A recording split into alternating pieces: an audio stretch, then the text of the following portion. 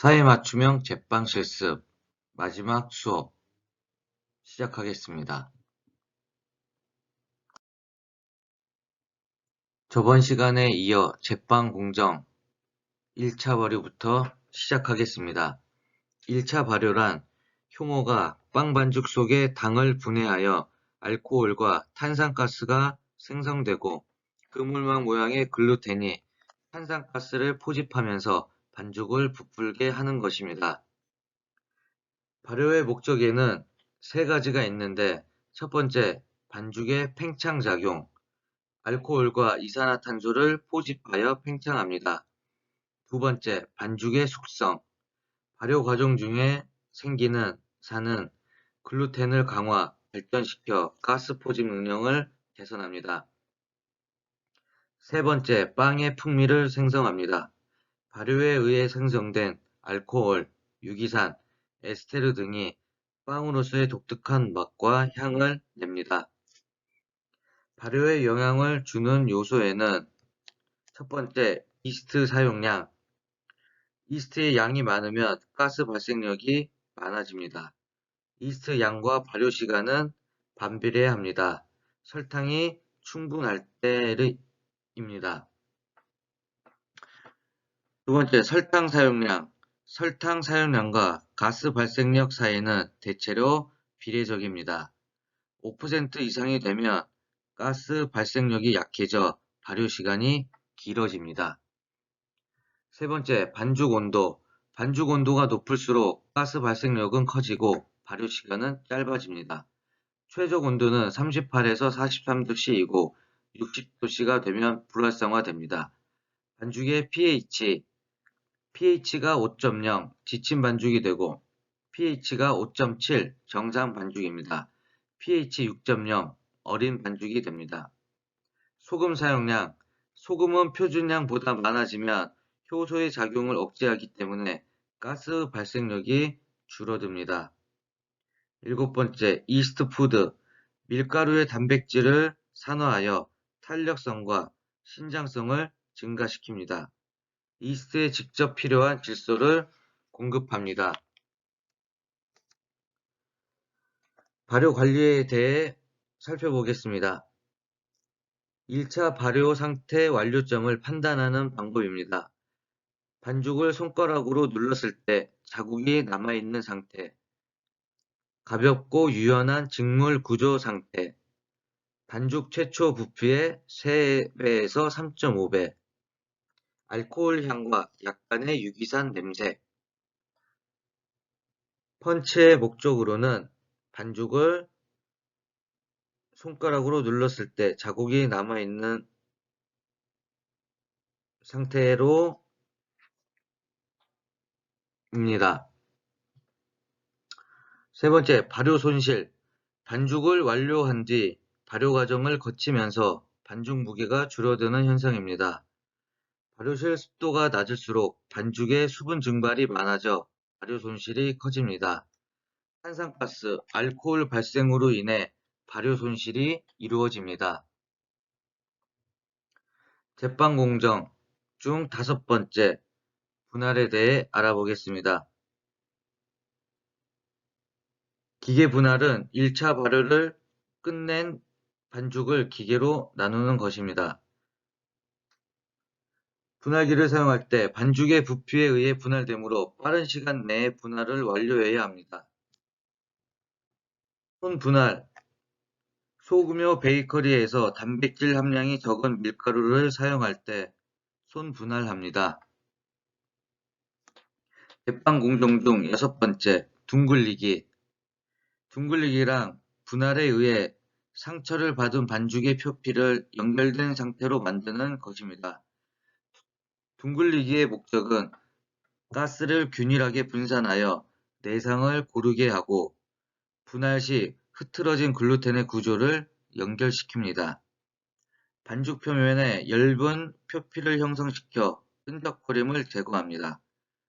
가스를 보유할 수 있는 반죽 구조를 만들어 줍니다. 반죽이 기계 분할 사용 시 라운더에 달라붙는 결점을 방지하는 방법으로는 적정한 덧가루를 사용하고 반죽에 유화제를 사용하고 최적의 발효 상태를 유지시킵니다. 또한 표피를 건조시킵니다. 제빵 공정 중 7번째 중간 발효에 대해 알아보겠습니다. 중간 발효는 둥글리기 한 반죽을 전용 공정에 들어가기까지 휴식을 갖게 하는 공정입니다. 벤치타임, 오버헤드 프루프라고도 합니다. 중간 발효의 목적은 글루텐의 구조를 대종돈하고 반죽의 유연성을 회복하며 탄력성, 신장성을 회복하기 위한 목적이 있습니다. 중간 발효는 보통 시간은 10에서 15분, 온도는 21도에서 29도씨, 습도는 75% 정도입니다. 제빵 공정 중 8번째, 성형에 대해 알아보겠습니다. 성형은 중간 발효가 끝난 반죽을 제품의 모양에 따라 만드는 공정이라고 합니다. 성형의 방법에는 밀기, 말기, 봉하기가 있습니다. 밀기는 밀업하기를 통해 가스를 뺍니다. 말기는 반죽을 균일하게 말아줍니다. 봉하기는 공기를 제거하고 이음매를 봉합합니다. 제빵 공정 중 9번째, 팬닝. 팬닝이란 성형이 완료된 반죽을 팬에 일정하게 대칭이 되도록 넣는 공정으로 팬 넣기라고도 합니다. 팬닝 시 주의점으로는 팬의 온도가 32도씨가 적당하며 팬 오일은 발연점이 높은 것이 좋습니다. 과다한 팬 오일 사용은 피해야 하고 반죽의 이음매는 바닥으로 향해야 합니다. 제빵 공정 중 10번째, 2차 발효에 대해 알아보겠습니다. 2차 발효란 성형 과정에서 상처를 받은 반죽 상태를 회복시켜 일정한 모양과 좋은 식감의 제품을 얻기 위해 글루텐 숙성과 팽창을 도모하는 과정입니다. 2차 발효의 목적은 알코올, 유기산 및 방향물질의 생성, 반죽의 신장성 증가, 반죽의 그물 구조를 팽창, 이스트와 효소의 활성화가 있습니다. 2차 발효의 조건에 대해 알아보겠습니다. 제품에 따라 조금씩 다르지만 평균 35도에서 43도씨로 합니다. 2차 발효 시 온도가 낮을 경우 표면이 거칠해지고 2차 발효 시간이 길어집니다. 표피가 두껍고 기공이 나쁘며 오븐 팽창이 좋지 않습니다. 반면 온도가 높을 경우에는 반죽이 상성을 띠고 발효 속도가 빨라지고 속결이 고르지 못합니다. 또한 속과 껍질이 분리가 됩니다. 습도는 제품에 따라 조금씩 다르며 평균 75에서 90%입니다. 습도가 낮을 경우에는 껍질색이 고르게 나지 않고 굵기 팽창이 적으며 터지기 쉽습니다. 또한 제품의 윗면이 솟아오르는 경우가 있습니다. 습도가 높을 경우에는 거친 껍질이 형성되고 껍질에 기포가 생깁니다. 또한 제품의 윗면이 납작해지고 반점이나 줄무늬가 나타납니다.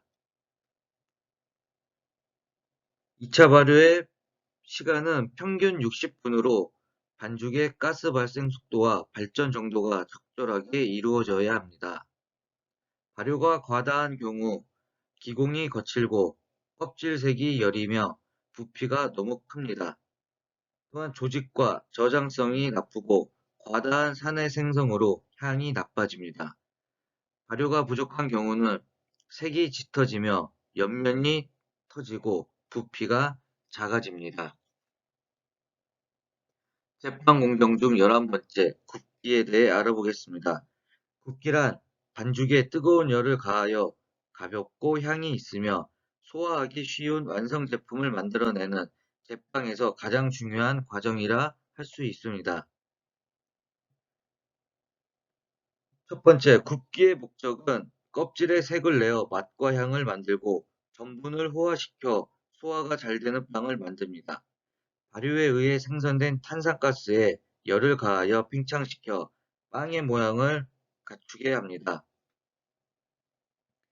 굽기의 방법에는 반죽의 배합 무게, 배합 정도, 원하는 맛과 속결, 정형 방법에 따라 오븐의 사용법이 다릅니다. 무게가 작고 저율 배합 종류의 빵은 높은 온도에서 단시간 굽습니다. 무게가 크고 고율 배합 종류의 빵은 낮은 온도에서 장시간 굽습니다. 당 함량이 높은 빵이나 4에서 6%의 분유를 넣은 빵은 낮은 온도에서 굽습니다. 처음 굽기 시간의 25에서 30%는 반죽 속의 탄산가스가 열을 받아 팽창하여 부피가 급격히 커지는 단계입니다. 35에서 40%는 수분이 증발하고 표피색이 나기 시작하는 단계입니다. 굽기의 변화에 대해 알아보겠습니다. 첫 번째, 오븐 팽창, 오븐 스프링이라고도 합니다. 처음 부피의 3분의 1 정도가 팽창하고 오븐 압력의 증가로 세포벽이 팽창합니다. 반죽 온도가 49도씨로 상승하고 알코올 등은 79도씨에 증발합니다. 이스트 세포는 63도씨에서 사멸합니다. 두 번째, 오븐 라이즈. 반죽의 내부 온도가 아직 60도씨에 이르지 않은 상태로 반죽의 부피가 증가하는 상태입니다. 세 번째, 전분의 호화. 전분의 호화는 주로 수분과 온도의 영향을 받습니다. 전분 입자는 반죽 중의 유리수와 단백질과 결합된 물을 흡수합니다. 전분 입자는 40도씨에서 평균하기 시작하여 55에서 65도씨에 이르면 유동성이 급격히 떨어집니다. 네 번째, 단백질 변성. 온도가 60에서 70도씨가 되면 단백질은 열 변성을 일으키기 시작합니다. 74도씨 이상에서 단백질은 평균된 전분과 반고용질 구조를 형성합니다. 가스세포가 팽창하여 글루텐막이 더욱 얇게 형성됩니다. 다섯 번째, 효소 활성. 아밀라제는 10도씨 상승함에 따라 그 활성이 2배가 됩니다. 알파 아밀라제의 변성은 65도에서 95도씨에서 이루어집니다. 굽기 손실. 굽기 손실은 반죽 상태에서 빵의 상태로 구워지는 동안 무게가 줄어드는 현상입니다. 굽기의 일반 원칙에 대해 알아보겠습니다. 첫 번째, 언더베이킹. 높은 온도로 단시간에 구운 상태입니다. 수분이 많고 설리고 가라앉기 쉽습니다. 두 번째, 오버베이킹. 낮은 온도로 장시간 구운 상태입니다. 제품에 수분이 적고 노화가 빠릅니다. 굽게의 실패 원인과 제품에 나타나는 결과에 대해 알아보겠습니다.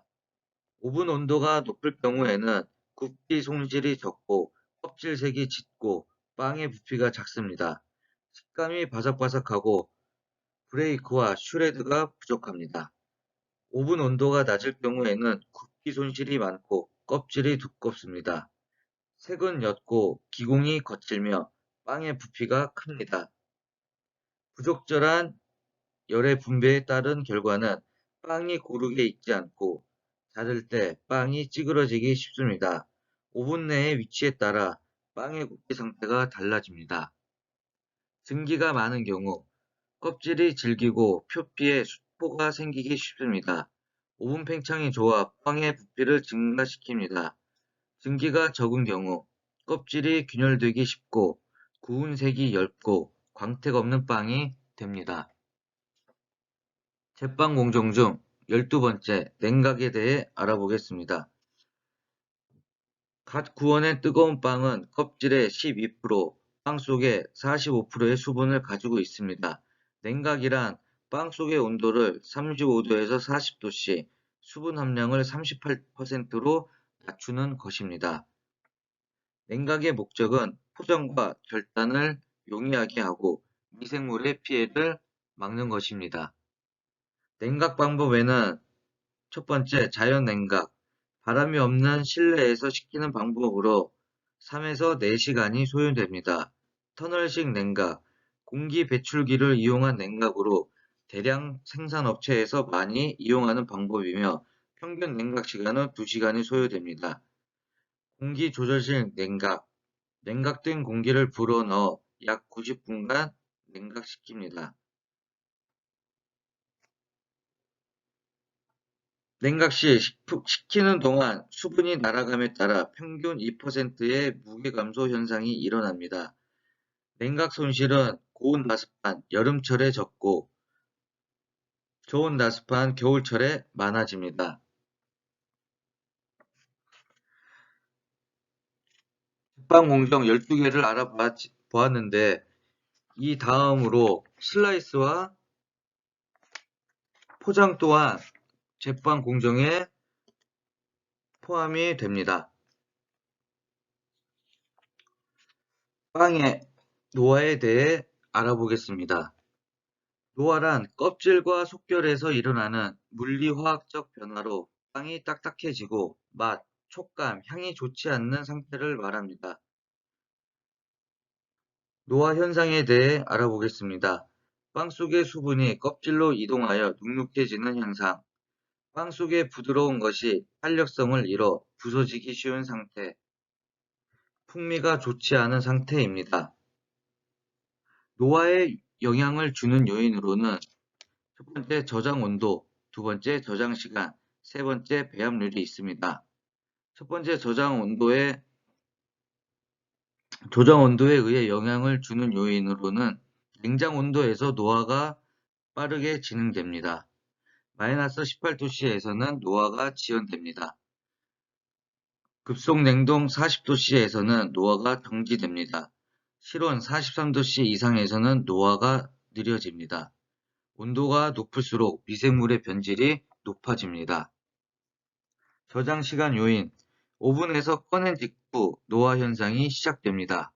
신선할수록 노화가 빠른 속도로 진행됩니다. 배합률에 따른 요인 제품의 수분 함량이 38% 이상이면 노화가 지연됩니다. 밀가루 단백질의 양이 많고 질이 높을수록 노화가 지연됩니다.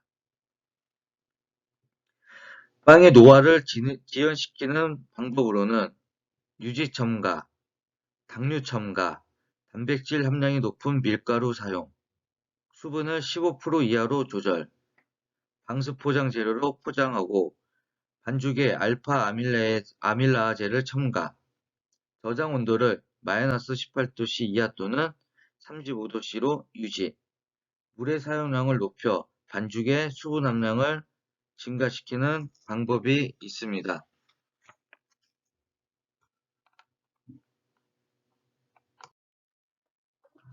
이번에는 여러분들이 이번 학기 15주차 강의 동안 주차별로 실습하게 될 품목에 대해서 간단하게 설명을 갖는 시간을 갖도록 하겠습니다. 이번 학기에 배울 빵들을 소개하자면 우리가 일반 시중에서 판매되고 유명한 이러한 빵들을 몇 가지 넣어보았고 그 이외에도 실제 현장에서 만들어지는 품목들 위주로 구성을 하였습니다. 여러분들도 인터넷을 통해서나 또는 미디어, 매체를 통해서 유명한 빵집이나 이러한 것들을 많이 접해보고 맛보고 그랬을 텐데 제가 직접 가보고 시식도 해보고 이러한 전국의 유명한 빵집들을 한번 살펴보는 시간을 갖도록 한번 해보겠습니다. 우리나라의 대표적인 빵집 하면은 여러분들도 잘 알겠지만 대전의 성심당, 군산의 이성단, 전주의 풍년제과, 광주의 궁전제과, 안동의 맘모스제과, 부산엔 옵스 이러한 식으로 그 지역을 대표하는 빵집들이 있고 또한 나폴레옹 제과점, 김용모, 안스 베이커리 등등 아주 유명한 빵집들이 많이 있습니다.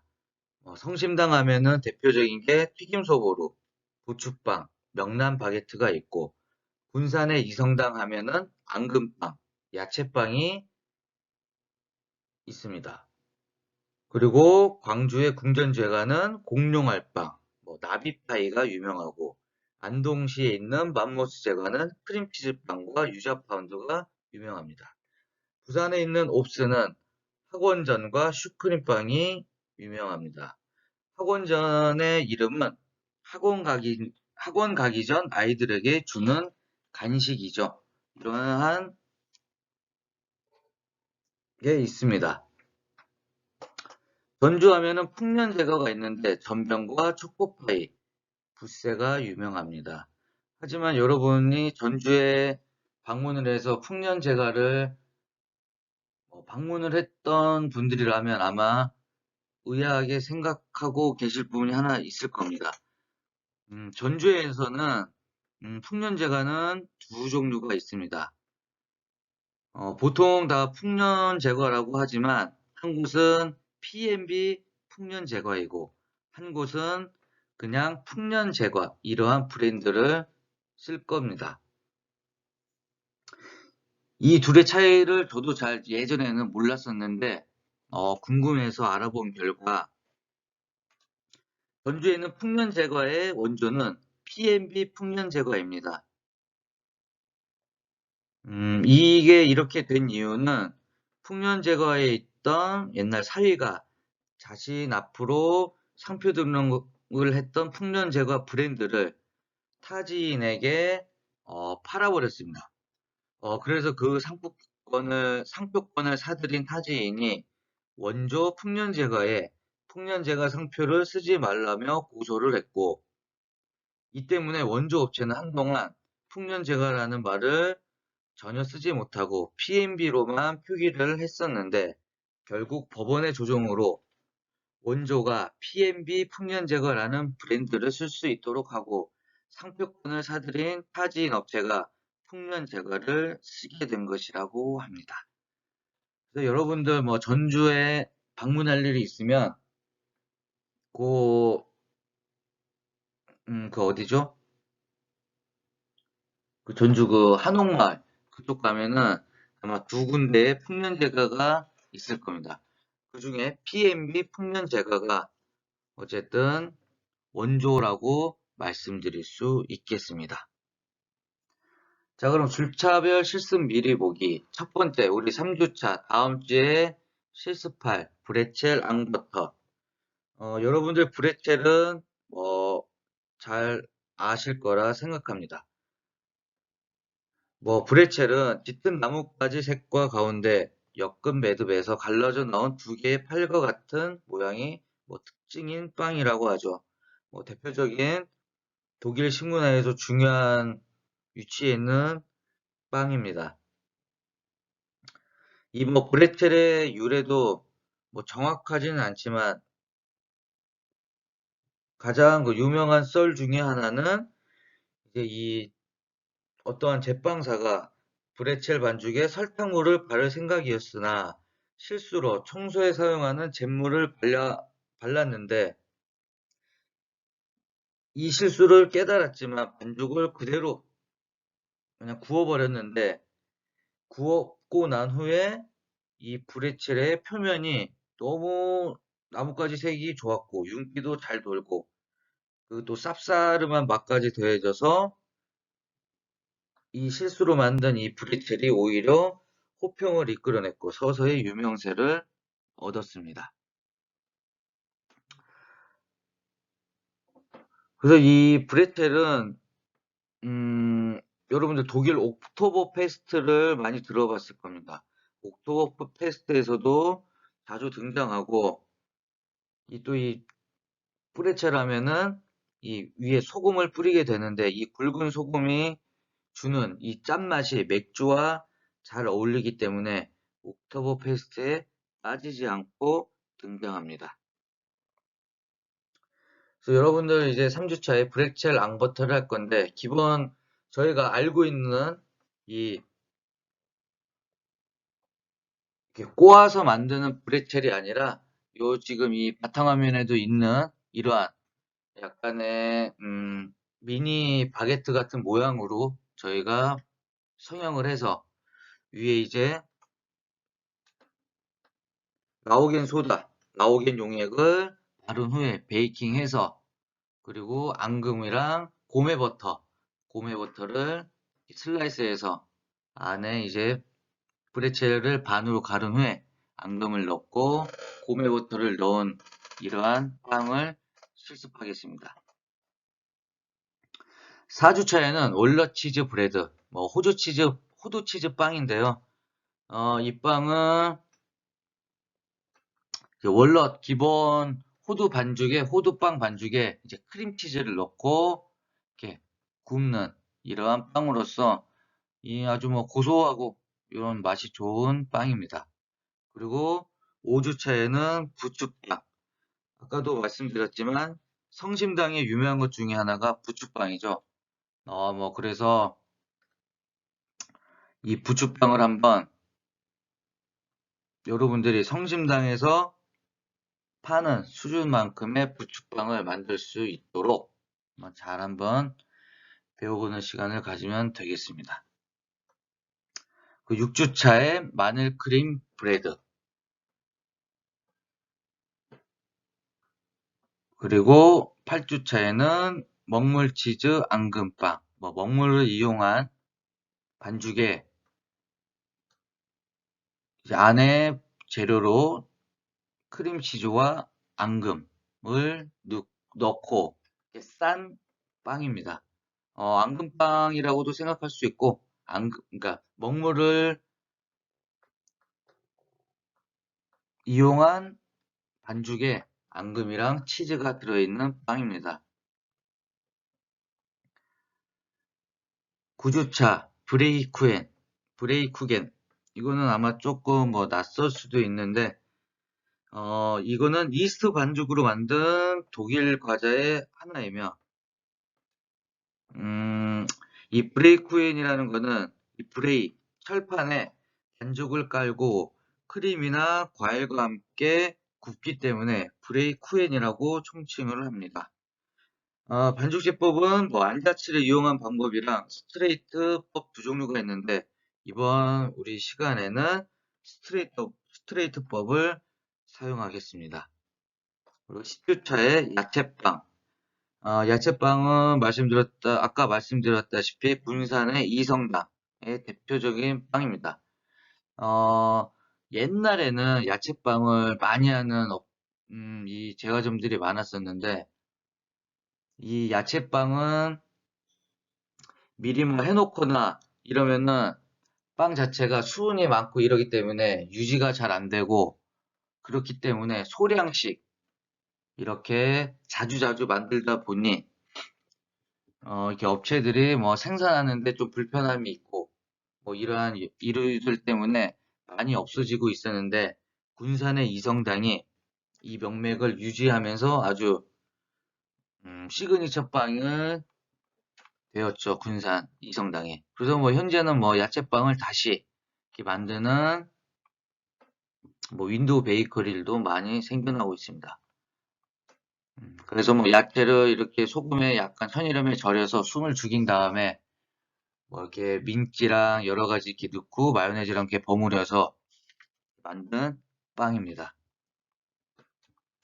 12주차는 마늘의 크림 브레드. 말 그대로